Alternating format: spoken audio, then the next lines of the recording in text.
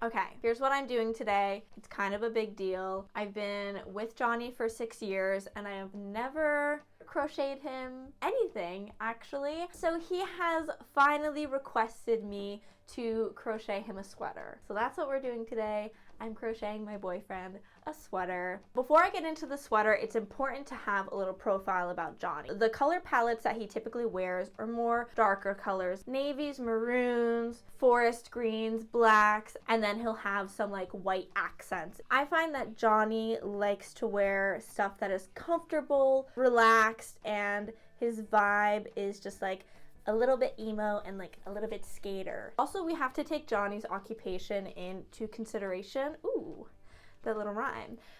Because he works on cars, so sometimes he'll get like oil on him or whatever.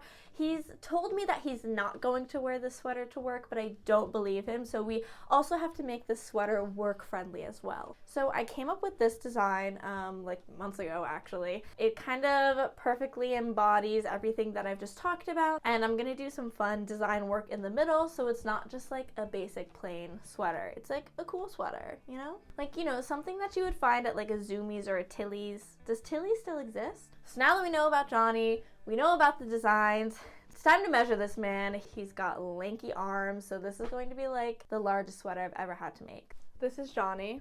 Johnny, Whoa. do you have anything to say to the people? I'm just excited I'm finally getting a sweater.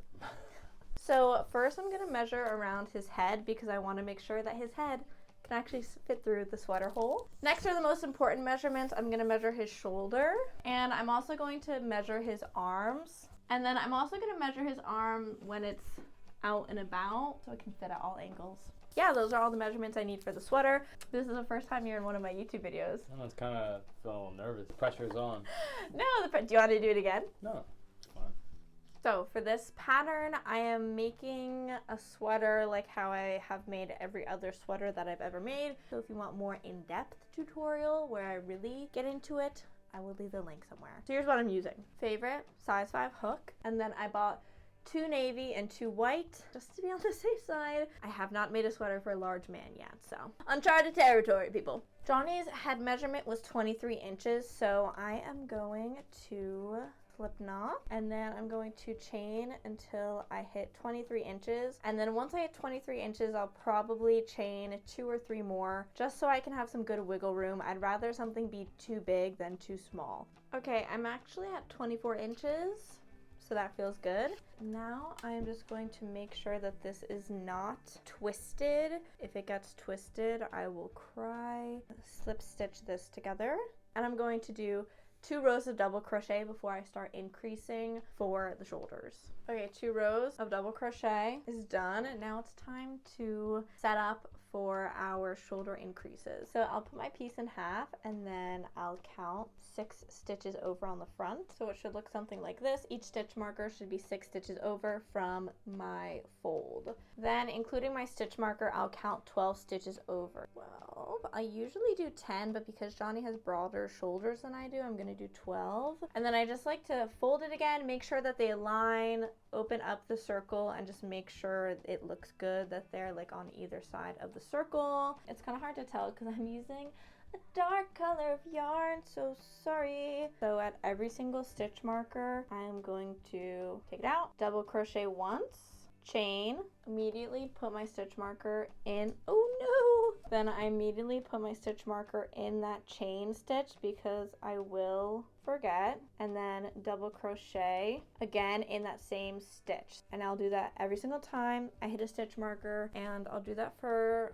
a couple of rows until I hit my shoulder measurement, which is 8 inches. I'm gonna finish up my shoulder increases, and then I'll make some armholes. Another day, another sweater. Yesterday I finished all of my shoulder increases, and I did 10 rows of increasing. Now it's time to make the armholes. I'm going to crochet to my first stitch marker, take out my stitch marker, I'm gonna double crochet into that chain 1. I'm gonna chain 25, measure it, and see how I feel. I think I'm gonna chain 5 more. I'm gonna do 30. After I crochet all of those chains, I'm gonna make sure that nothing is twisted. If it's twisted, again, I'm going to cry. I'm going to come over to my next stitch marker, and I'm going to double crochet in that chain 1 where my stitch marker was. Now I'm gonna crochet all the way across here, and I'm gonna do the same thing on the other side. The hard part is out of the way. Now I'm going to just keep crocheting around and around and around and make the body of the sweater. Okay, so far I've done 4 rows. Now I'm going to start crocheting with some white yarn. Let's see if I can find the center pull. Ah, found you, yes, success. Johnny, if you're watching this, please don't get any oil on the white yarn. Not gonna come out. I just want this sweater to be something that's just really wearable for him. I really want him to just like genuinely like this and like genuinely want to wear it. So just a lot of thought has gone on behind, you know, what I feel he would want to wear. Okay, so my microphone stopped working, but I did do 10 rows using the white yarn. Let me get you up. And I did 8 more rows of the navy. I have to sneeze. Come on. No.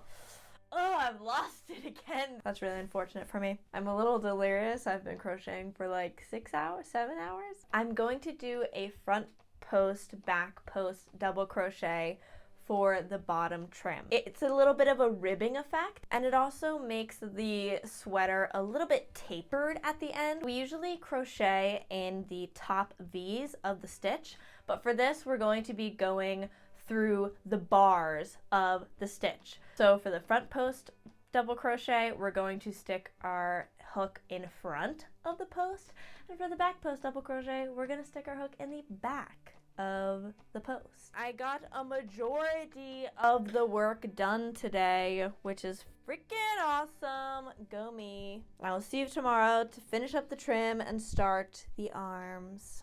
So here's a new segment I like to call Things That I Did Off Camera. Wow. I completed the trim. So I did 1 row of navy, 1 row of white, then I did 2 rows of navy, 1 row of white, and then 1 row of navy. And it just looks like nice and sporty. And then I also completed an arm.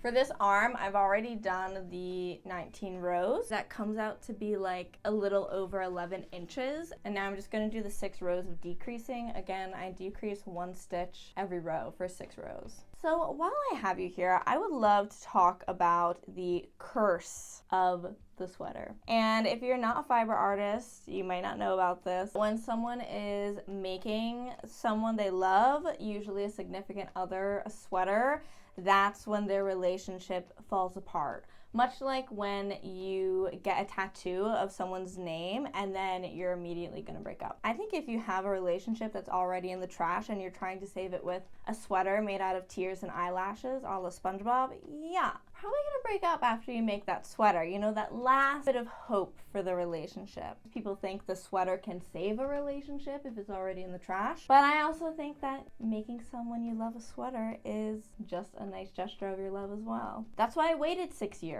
to make sure Johnny was the one that I would make a sweater for. But the tattoo thing is real. Don't get someone's name tattooed on you. That is actually real. You will actually break up. I finished the decreases. I'm gonna do 14 more rows of just straight double crochet. Okay, I feel like I'm in the home stretch. I just finished the sleeve. Now I'm going to do the cuff. Okay, so I'm sizing down my hook to a size 4. Now I'm going to chain 11, 10, 11. I'm gonna single crochet down all of my chains. So when I get to the bottom of the row, I'm gonna slip stitch into the next 2 stitches on the sleeve and then skip those 2 stitches and then back loop only single crochet up. Then I'm gonna crochet up, chain 1, crochet down, and then I'm gonna kind of go back and forth between slip stitching 2 stitches and slip stitching 3 stitches. And then when I crochet all the way around, I'm gonna seam it together. And I measured the sleeve when I was done and it was exactly 26 inches. And yeah. I think it's safe to say that the sleeves are gonna fit. Okay, I'm kind of having an existential crisis. I made the head opening just like a smidge too big. I am starting to overthink this. And if I bring this in, will that mess up the shoulder length and then mess up the arm length and then the sweater is not going to fit? Okay, Sutton, now is not the time to have an existential crisis about the sweater. We gotta move on. I'm thinking that if I use a size 5 hook and I double up the yarn, I'm gonna make the collar in the exact technique that I made the cuffs, just different dimensions and a different stitch. I chained 5, so this is about 2 inches. I'm going to slip stitch down my row now, or this is making my eyes go a little crossed into the next stitch, slip stitch, into the next stitch, slip stitch. Ugh, it's getting hard to turn this. I guess I'm doing a back loop only slip stitch if you want to be real specific. Okay, I'm not done with the collar, but this is what it's looking like. I accidentally got my makeup on it, so there's that. Sorry. Everything is fine. Oh, I found the crochet hook I've been looking for. Wow. Last thing that I have to do is the little details here. I have some really spooky looking stencils because I just need to visualize what this is going to look like. So I'm going to size up my hook. This is a size 6mm hook. And I'm also going to double up my navy yarn because I want this to be very pronounced and be like the focal point of the sweater. And then how I'm going to do this is I'm basically just going to be punching my crochet hook into the sweater and pulling up yarn and making little slip stitches. Wow, I finished the smile and it doesn't look horrible. It's like actually symmetrical. I'm very impressed with myself. And then I added 3 little X's to the back of the sweater for a little balance in the design. I'm gonna weave in the ends and then it's time to reveal the sweater to Johnny. Okay, Johnny, are you ready to see your sweater? I'm pretty excited to see my sweater. It's been a long time coming. Oh my goodness. Do you love it? I love this. This is great. Can I try it on? Yeah, try it on. How do I look? It looks so good, Johnny. Do like I a love little it. spin. Do like a little turnaround.